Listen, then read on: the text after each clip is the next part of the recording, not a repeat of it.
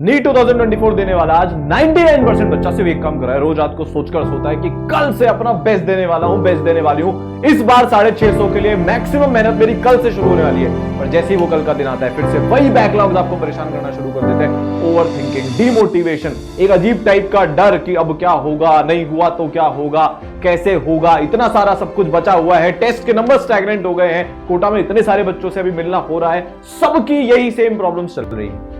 आपको एक कहानी बता दूं, पिछले साल इसी टाइम की जब एग्जाम में 2 महीने बचे हुए थे, 50 दिन करीब बचे हुए थे, 2 बच्चे, एक का नाम जानवी, दूसरी का नाम अंकिता। अंकिता ने क्या किया इसको पर लिखकर समझते हैं। 2 बच्चियां, एक जानवी और दूसरी अंकिता, दोनों ड्रॉपर। भाई साहब इस बच्ची का तो करीब करीब शायद 6th ड्रॉप था, इस बच्ची का 3rd ड्रॉप। ठीक है, जब इस बच्ची ने अपनी तैयारी शुरू करी थी तो इसके जो टेस्ट में अप्रोक्सीमेटली मार्क्स आ रहे थे नीट एग्जाम के जस्ट कुछ महीने पहले, ये स्कोर कर रही थी 575 से 595 मार्क्स के बीच में, करीब करीब इतना। ये बच्ची 600 प्लस तक टच हो रही थी। ठीक है, जब फाइनल रिजल्ट आया तो इस बच्ची के एक्चुअल एग्जाम में करीब करीब 540 नहीं 640 नंबर आए, करीब करीब इसके 640 नंबर आए, पर ये बच्ची सिर्फ 560 मार्क्स पर अटक गई। और ऑब्वियस सी बात है ये राजस्थान की बच्ची है तो 560 नंबर पर इसको कुछ भी नहीं मिला। अब क्या ऐसा हुआ कि ये जानवी जो है वो 6th ड्रॉप, प्रेशर भी ज्यादा, दुनिया वाले ताने भी इतने मार रहे हैं तुम सोच भी नहीं सकते हो। एक तो लड़की 22-23 साल की हो गई, भाई शादी कर ले, ये कर ले, वो कर ले, पेरेंट्स के ऊपर इतना प्रेशर, पर उसने अपने नंबर इंप्रूव कर लिए, 50-60 नंबर उसने इजीली अपने जंप कर लिए। और वहीं पर दूसरी लड़की 3rd ड्रॉप में 600 प्लस नंबर लेकर आ रही है। कुछ ऐसा हुआ कि 560 पर ही अटक कर रह गई। यार मैं ये चाहता हूं और आज ये बताने वाला हूं कि आप में से मैक्सिमम बच्चे अगर पूरी बात मान लोगे तो 5 चीजें, 5 ऐसी स्ट्रैटेजी जिससे आप भी इसकी तरह इंप्रूव कर सकते हो। अब जब मैंने ये मार्क्स बताए तो बहुत सारे बच्चों को लग रहा होगा सर मेरे तो 400 ही आ रहे हैं, क्या मैं इंप्रूव कर सकता हूं? कर सकती हूं, बिल्कुल कर सकते हो यार, ये सिर्फ एक केस है, इसके अलावा और ऐसे बहुत सारे बच्चे हैं। सर क्या प्रैक्टिकली अभी भी 650 से ज्यादा नंबर आ सकते हैं मैक्सिमम? तो यही सवाल पूछा जाता है। एक एक करके सबकी बात करेंगे, शुरुआत करते हैं। अब देखो यार, अगर तुम वो टाइम पास वाले बच्चे हो ना, हाँ पलंग पे बैठ के देख रहे हो आराम से, कोई कॉपी पेन पास में नहीं है, आधा देखकर छोड़ दोगे तो यार फिर कुछ नहीं होगा। 24 लाख बच्चे से कंपटीशन है, हर एक मिनट सही यूटिलाइज करेंगे, हर एक दिन में अपना मैक्सिमम पुट करेंगे। हाँ ये बात अलग है यार कि जितने भी बचे हुए दिन है हर दिन आप अपना पर्सनल बेस्ट नहीं दे सकते, कुछ दिन बहुत अच्छे होंगे, कुछ दिन एफिशिएंसी वाइज डाउन होंगे। पर यार ये अगर तुम मेरे से वादा करने के लिए तैयार हो, और तुम्हें करना ही पड़ेगा अगर डॉक्टर बनना है तो, कि मेहनत हर दिन तुम्हारी पूरी होगी, तो यार सब कुछ संभव है। कैसे है, क्या इन दोनों की प्रिपरेशन में अंतर था? चलो आओ उसको शुरुआत करते हैं। 5 अंतर मेरे को जो मेजर दिखे, और इतने सालों में 6000 बच्चों को डॉक्टर बनाने के बाद लास्ट के मंथ्स में जो मेरे को अंतर दिखा यार, आज वो करने वाला है। जिससे यार एक बच्चा मनीष महतो नाम का 660, प्रिपरेशन ही 3 महीने पहले शुरू करी। भाई साहब बीएससी में एडमिशन लेकर बैठा हुआ था वो बच्चा, 3 महीने पहले उसने अपनी प्रिपरेशन शुरू करी, 660 नंबर उस बच्चे ने फोड़ दिया। तो सब कुछ पॉसिबल है। पहला, एग्जाम के दिन तक तुमको एकदम पागलपन जुनून, एक एक पॉइंट को केस बाय केस अच्छे से समझाऊंगा, ध्यान से सुनना। दूसरा, नो, क्या है ये नो, बात करेंगे। तीसरा, सब्जेक्ट वाइज किस तरीके से प्रिपेयर करना है, जानवी का टाइम टेबल कैसा था या अर्नव का टाइम टेबल 672 वाले का कैसा था, या 685 भव्या का टाइम टेबल कैसा था, वर्सेस अंकिता ने क्या गड़बड़े करी अपने टाइम टेबल में लास्ट के 2-3 महीने में, वो आज बात कर रहे होंगे। और फाइनली एक सबसे बड़ा सीक्रेट, जो उतना भी सीक्रेट नहीं है, बड़ा नॉर्मल सी चीज है, पर जो तुमको पता होना चाहिए, तुमको अपने दिमाग में रखना है यार, वो बता रहूंगा। शुरुआत करते हैं। सबसे पहले बात करेंगे पागलपन की और जुनून की। देखो भाई 2 महीने बचे हैं, एटीट्यूड क्या है यार, पता नहीं होगा कि नहीं होगा यार, नहीं हो सकता। बच्चे तो 1-1 साल 2-2 साल से पढ़ रहे हैं, बच्चे तो ऑलरेडी 630 लाख कर बैठे हैं। मेरे दोस्त के तो 630 है, तो उस पर भी ड्रॉप लिया है, उससे मैं कैसे कंपीट कर सकता हूं? कर सकती हूं। एक तो ये एटीट्यूड हो गया। दूसरा यार जानवी वाला हो गया, अंकिता इसी सोच में पड़ गई थी, किसी ने उससे बोल दिया कि बेटा अब नहीं हो सकता, तेरे 600 नंबर ही आ रहे हैं, तू 690 700 तक नहीं जा सकती, तो उसने क्या किया, अपनी पढ़ाई अपनी इंटेंसिटी कम कर ली। अगर तुम एक्चुअली में पढ़ना चाहते हो ना, तो ये तुम्हारा आखिरी दिन है आज जब तुम 15 घंटे की पढ़ाई नहीं कर रहे। अब यार इसमें बहुत सारे चोचले आएंगे, वर्क लाइफ बैलेंस और ये और वो। अरे भैया, जिंदगी में जितने भी लोग हैं जिन्होंने कुछ भी हासिल किया है वो पागलों की तरह काम करते हैं। हर शादी में जाना आज से बंद। एक चीज इंश्योर करनी है कि 15 घंटे 14 घंटे की पढ़ाई जब तक नहीं होगी तब तक हम कोई और काम नहीं करने वाले, कोई और चीज नहीं सोचने वाले। पता है पागलपन कैसा होता है? जानवी से कोई भी कुछ आकर बोलता था ना, सुनती नहीं थी। भाई तू चुप रहे, मेरे को पता है मेरे को क्या चाहिए, मेरा 6 ड्रॉप है, मैंने अपनी मर्जी से लिया है, मेरी लाइफ है, मेरा डिसीजन है, मेरे को सिर्फ मेरे पेरेंट्स से फर्क पड़ता है। इतना पागल मन किया अपने अंदर की जो चीजें होती है ना, मन किया यार आज बहुत पढ़ ली, रेस्ट ले लेती हूं 12 घंटे होने। नहीं यार, 24 लाख बच्चे से कंपीट करना है और ये एक्चुअल हार्श रियलिटी है जो है, इसको आप नहीं बदल सकते। मान लेते हैं उसमें से यार 80% बच्चा बिल्कुल मेहनत नहीं कर रहा, वो टाइम पास कर रहा है, जबरदस्ती बस फॉर्म भर दिया है, तो भी यार 3-4 लाख बच्चा बचा जो 8-10 घंटे पढ़ाई करेगा, 2 लाख बच्चा बचा जो 12 घंटे पढ़ाई करेगा, 1 लाख बच्चा बचा जो 13 घंटे पढ़ाई करेगा, 50,000 ऐसा बच्चा बचा जो 14 घंटे पढ़ाई करेगा। उस 50,000 में तुमको आना है, उसके बिना कोई और तरीका नहीं है। खाते पीते सोते जागते सिर्फ पढ़ाई दिमाग में चलनी चाहिए। पता है जिन बच्चों का होता है वो क्या करते हैं? एक बच्चे की पिछली बार की कहानी बताता हूं। वो ट्रेन में ट्रैवल कर रहा था, फोन तो है, फोन में सारी पढ़ाई होती है, सारे कोर्सेज चलते हैं, उसे ले रखा था, कोई सा उसके पास क्रैश कोर्स था। भाई साहब पूरी ट्रेन की जर्नी में उसने जो पेंडिंग लेक्चर्स थे ना वो कवर कर डाले। ट्रेन में लिखना तो उतना आसान है नहीं, बहुत मुश्किल है, ट्रेन डिक चिक थोड़ी मिलती है, और उसने सुनकर जो बैकलॉग था वो कवर किया। इस लेवल का जब तुम्हारे अंदर पागलपन होगा तब जाकर कुछ निकल कर आएगा। लक्ष्मी नागर 121 नंबर थे उसके फिजिक्स में, 171 नंबर आए उसके ड्रॉप ईयर में। सेम ईयर में उसने लास्ट के 2 महीने 50 नंबर फिजिक्स में इंप्रूव कर लिए। कैसे किए? पीछे पड़ गई, एक लेक्चर देख डाला, नियम बना लिया कि यार जब तक फिजिक्स में नंबर इंप्रूव नहीं होते 40% टाइम में फिजिक्स को देने वाली हूं। पीछे पड़ गई, डरी नहीं। देखो क्या डिसिप्लिन होना पड़ता है, अपने दिमाग की सुननी बंद करनी पड़ेगी कि जब तक आज का टास्क, आज का टारगेट कंप्लीट नहीं हो जाता किसी हालत में हम आगे नहीं बढ़ेंगे। अब ये कहना बहुत आसान है, अब तुमको पता है क्या होगा? तुमने 3-4 घंटे पढ़ाई कर ली और मन होगा यार बस चिल कर लेते हैं, थोड़ी देर दोस्तों से फोन पे बात कर लेता हूँ, रील्स चला लेता हूँ, शॉर्ट्स चला लेती हूँ, बढ़िया टाइम पास हो जाएगा, 5 मिनट वापस पढ़ लेंगे। 5 मिनट कभी नहीं आएगा। ऐसे डिस्ट्रैक्शन ढूंढो जिसमें तुमको उतना मजा ना आए। वॉक कर आओ, गाना सुन लो एक, ताकि बहको नहीं इधर उधर, तब जाकर होगा। जैसे ही मन कंट्रोल से बाहर निकले पकड़ कर लिया, फिर निकले पकड़ कर लिया। रोज ये प्रैक्टिस करोगे, रोज थोड़ा थोड़ा टाइम सेव करोगे, तब जाकर तुम्हारी ये 14-15 घंटे पढ़ने की आदत लगेगी। और यार अब तो टाइम भी नहीं है कि मैं तुमसे बोलूं 1 महीने में ये आदत डालेंगे, 1 महीने में तो गेम ही लूज हो जाएगा। आज से अभी से करना पड़ेगा। शरीर थकेगा, हाँ थकेगा, कमर दुखेगी, पर पढ़ना पड़ेगा, कोई और तरीका नहीं है। अगर एक्चुअली में इसी साल करना चाहते हो, तुम्हारे अगर 650 भी आ रहे ना, 670 भी आ रहे ना, तो भी कॉम्प्लिसेंट मत होना। तो एम्स दिल्ली की फाइट मारना। और वो तुमको पता है यार आजकल 705 नंबर पे भी मुश्किल हो जाती है मिलने में। जब एक बार डिसाइड कर ही लिया कि यार नीट नाम की वस्तु को क्रैक करना है, तो यार अपना बेस्ट देते ना।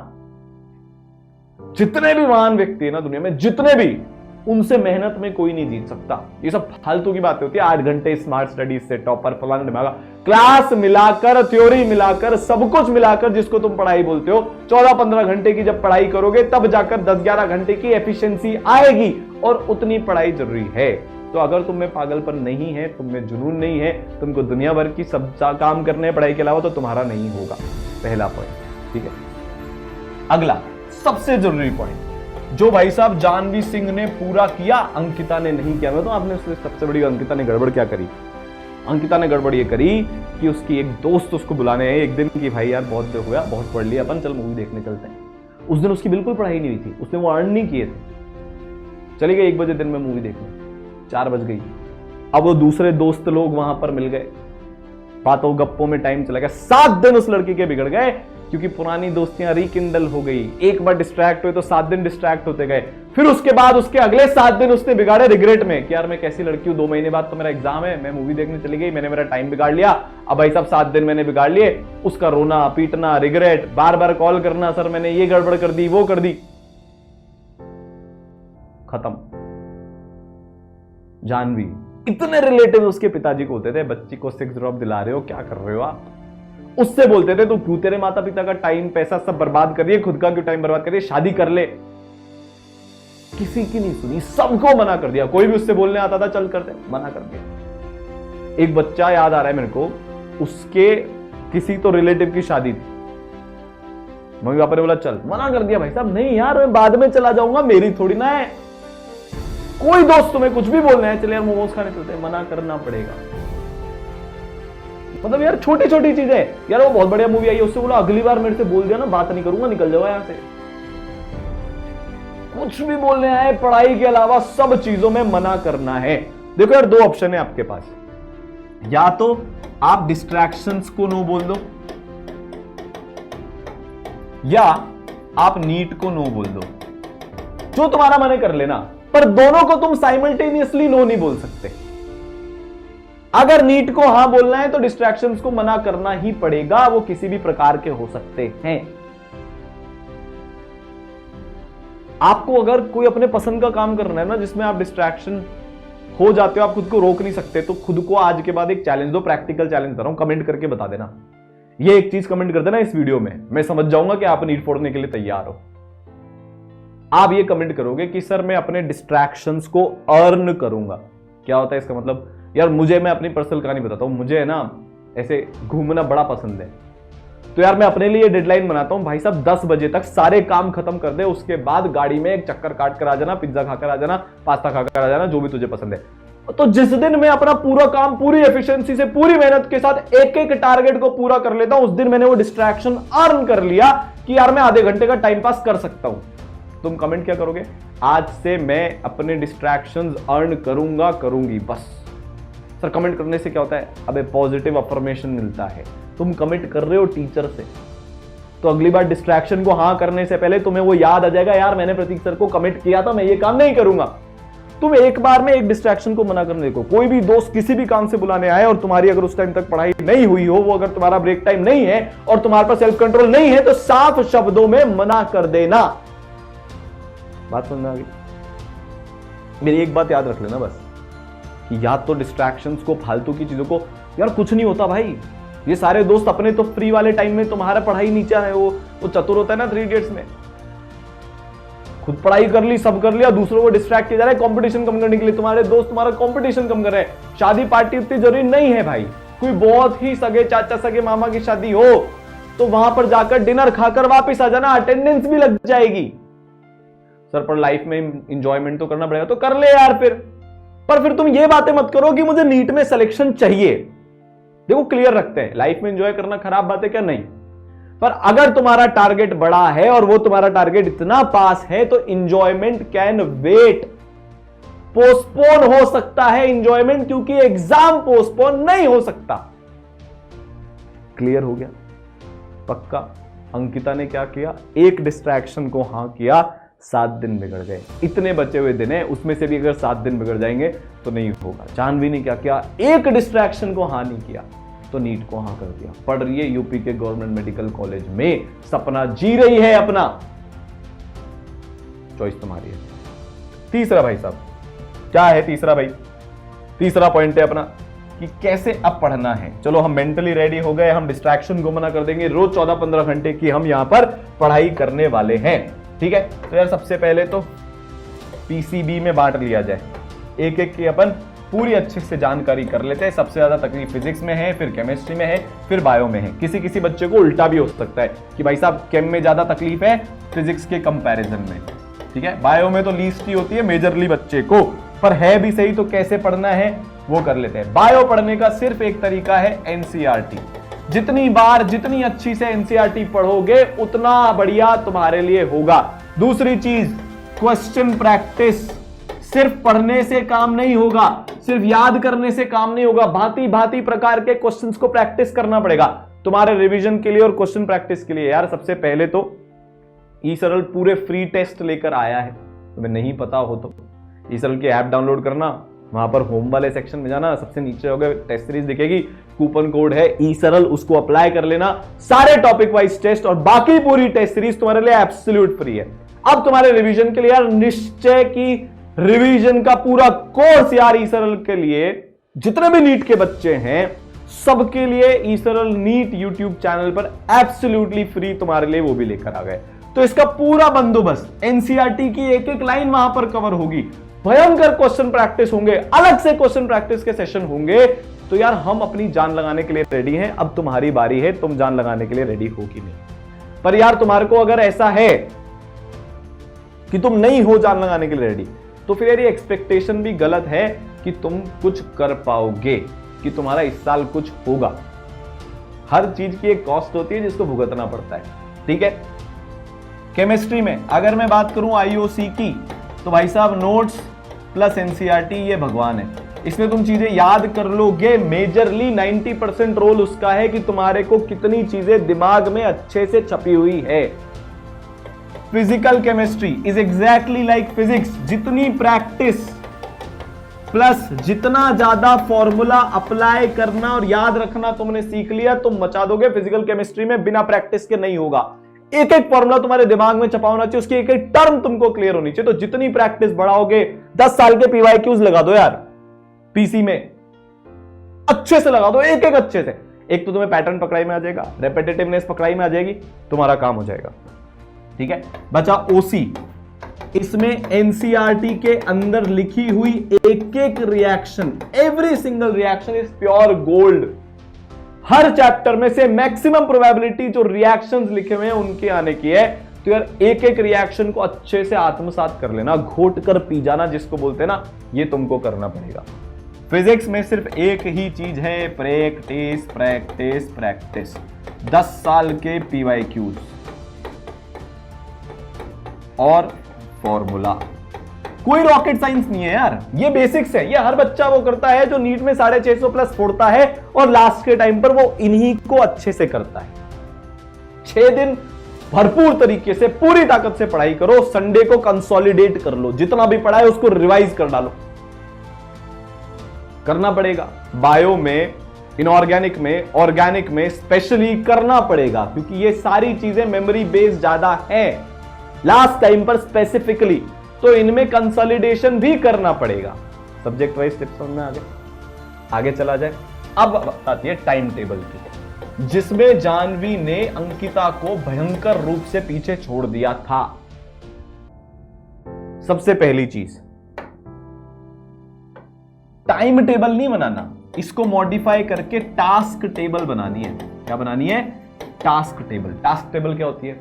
रात को सोने से पहले अगले दिन को ब्लॉक्स में डिवाइड कर लो। 12-14 घंटे की पढ़ाई करनी है, 3 घंटे ये काम हो रहा होगा, 3 घंटे रिवीजन कर रहा होगा, 3 घंटे सवाल प्रैक्टिस हो रही होगी, ये 1 घंटे का टेस्ट मेरा होगा।